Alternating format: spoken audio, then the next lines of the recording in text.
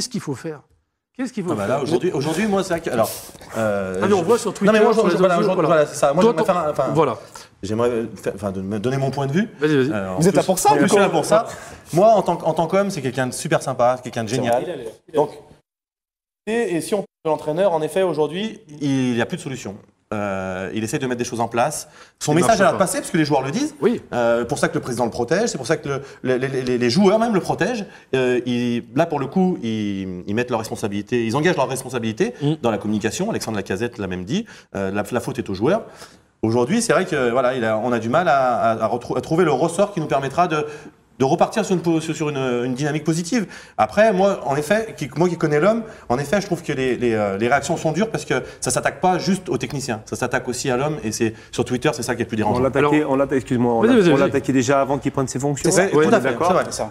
Moi, ce que j'aimerais dire, c'est Bruno, je le connais encore mieux que moi. Mieux que toi, parce qu'il était avec moi au centre. Honnêtement, c'est quelqu'un qui a déjà, c'est quelqu'un de bien. Il a l'air, c'est pour ça que ça fait du mal. C'est quelqu'un qui connaît son métier. C'est quelqu'un qui a tenté. Il a tenté son 3-5-2.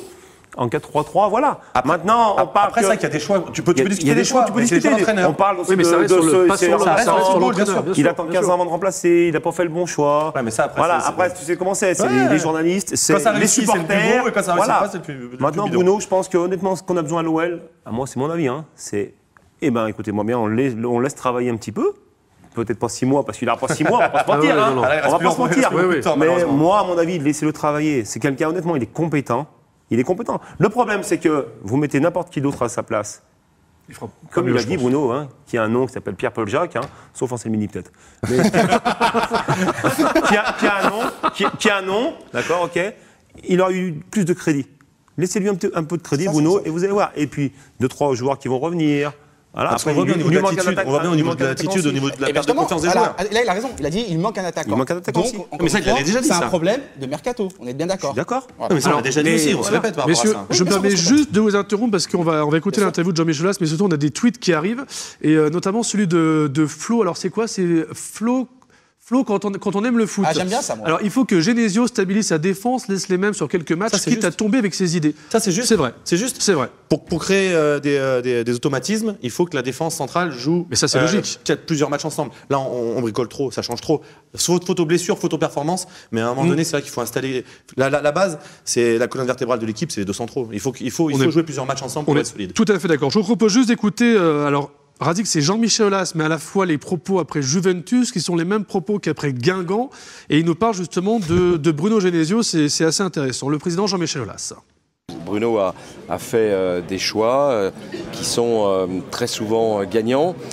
Pour le moment, il n'y a pas le feu au lac, puisqu'on a encore la possibilité de se qualifier. Bon, il reste un match à la Juve. On va continuer de bien se préparer, de ne pas se laisser altérer par un certain nombre de campagnes qui sont quelquefois uniquement destinées à déstabiliser les joueurs ou l'entraîneur. Encore une fois, on a un entraîneur de qualité qui fait du bon travail.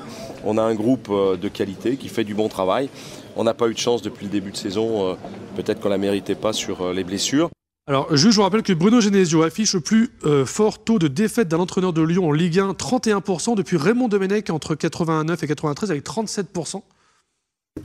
Voilà la question. Alors moi, j'ai Radic et j'assume ce que je dis. Quand un président soutient publiquement son entraîneur, ça sent jamais bon.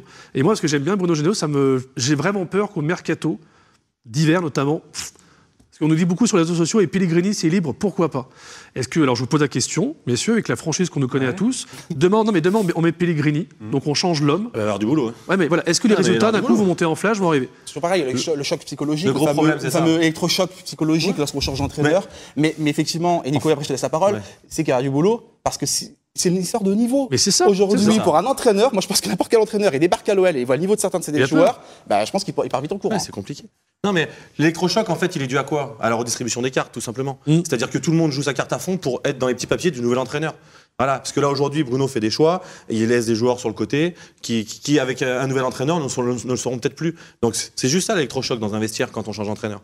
Aujourd'hui, en effet, le président, et c'est tout à son honneur, soutient Bruno, et il sait pourquoi il le fait, il a ses raisons, certainement. Aujourd'hui, on est en déficit de points, voilà, il faut une réaction, et vite, parce que on s'enferme dans la crise, et pour avoir vécu ça dans d'autres clubs qu'à Lyon, parce qu'à notre époque, c'était l'inverse, on avait plutôt la spirale positive. On s'enferme en général dans ces spirales négatives et pour trouver des solutions, c'est compliqué. Parce que le seul fusible, c'est pas le même effectif non plus. Non, je parle à Strasbourg ou à Nîmes, dans les spirales négatives. Non, à l'OL, j'ai eu de la chance. Mais oui, c'est ce que je veux dire. C'est pour ça. C'est pour ça que si tu mets Pellegrini et qu'au mercato. Parce que vous parlez déjà de Pellegrini au mercato, mais avec les mêmes joueurs, peut-être qu'il aura le même résultat, peut-être une victoire de plus ou moins, mais ça sera pareil. Non, mais c'est pour ça que ça sera pareil. Mais c'est ça, non, mais je pense que c'est l'attitude des joueurs. Voilà, ce qu'on dit, c'est pas s'ils veulent s'en sortir, ils s'en sortiront. Mais ça passe par le travail, ça parle par une attitude différente. Et puis le mental, il faut se travailler le mental, les gars. Le mental, il faut surtout bosser. Il a raison, Nico. Parce que nous, avec Nico, on a fait quelques séances d'entraînement et on va pas se le cacher, parce qu'on dit tout ici. On a été surpris par certains joueurs au niveau du travail, au niveau de l'investissement. Il faut bosser. Le problème, c'est que tu donnes le pouvoir aux joueurs. Donc, si tu décides de ce que tu vas faire, tu vas pas faire grand-chose. Il faut un taulier qui dise, bah voilà, maintenant c'est comme ça et pas autrement. En fait, il faut hiérarchiser les priorités. Et aujourd'hui, on le fait pas. Aujourd'hui, on leur demande si tout va bien. Ah bah non, c'est un peu dur ce qu'on a fait et tout ça. Bon, bah va te reposer. Tu te reposes le dimanche aussi. Donc, je vous pose la question. Alors, aux anciens footballeurs, je vous pose la question, est-ce qu'aujourd'hui, nos joueurs de l'OL et en règle générale, est-ce qu'aujourd'hui, ces joueurs sont des stars et non plus des joueurs? On sait qu'avant, il y a eu déjà pas mal, il y a de la cosmétique. Les joueurs, c'est-à-dire que les joueurs... Dans un vestiaire, Nico, il y a toujours eu des très bons joueurs, des stars, voilà. Oui. Et ceux qui font gagner les matchs. Oui, mais qui poussaient des ouvriers, des travailleurs. Mais c'est juste, voilà. Mais c'est normal. Oui. Mais dans un vestiaire, ça crée aucun problème. On est tous comme ça, le groupe. Donc Bruno a un groupe comme ça, solidaire, ça, il n'y a pas de problème. Maintenant, il faut que on va dire les petits bras, ou je sais pas là, voilà, disent, je ne suis qu'un petit bras, je me prends pas pour un autre. Mais du coup, vu que tu n'as plus de leader dans le vestiaire qui remet tout le monde à sa place... Je pense que ça soit Max ou... Ils le font quand même, à ton avis ? Voilà, après Max, c'est vrai qu'il a quand même du caractère. C'est le seul à la fin à aller voir le bac. Oui. Et là, je dis, écoutez-moi bien, il faut en avoir. Après, dans un vestiaire, pour un coach, c'est plus facile de taper sur les petits que sur les gros. Et pourtant, c'est les gros qui doivent se bouger le derrière, et pas les petits.